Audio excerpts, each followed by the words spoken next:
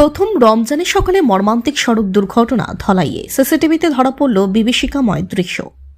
পবিত্র রমজানের প্রথম ভোরে ঘটে গেল এক হৃদয় বিদারক সড়ক দুর্ঘটনা, যা মুহূর্তের মধ্যে এলাকা জুড়ে চাঞ্চল্যের সৃষ্টি করে। আজ ভোর প্রায় 5:30 রাজঘাট ও চান্নিঘাট মসজিদের সামনে এই ভয়াবহ দুর্ঘটনাটি ঘটে। স্থানীয় সূত্রে জানা যায়, রাস্তার পাশে বন্ধ অবস্থায় দাঁড়িয়ে থাকা MZ093036 নম্বরের একটি ডাম্পারের সঙ্গে সজোরে ধাক্কা লাগে AS11GC3358 নম্বরের একটি অটোরিকশার। সংঘর্ষের তীব্রতায় অটোর সামনের অংশ দুমড়ে মুচড়ে যায় এবং চালক গুরুতরভাবে আহত হন।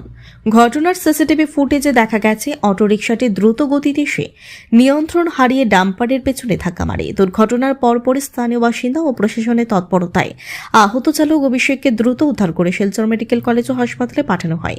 জানা গেছে, অভিষেকের বাড়ি ভাগাবাজার ফেরিঘাট এলাকায়। বর্তমানে তিনি হাসপাতালে চিকিৎসাধীন অবস্থায় মৃত্যুর সঙ্গে লড়াই করছেন।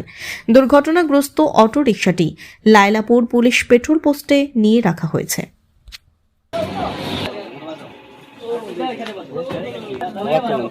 ওখানে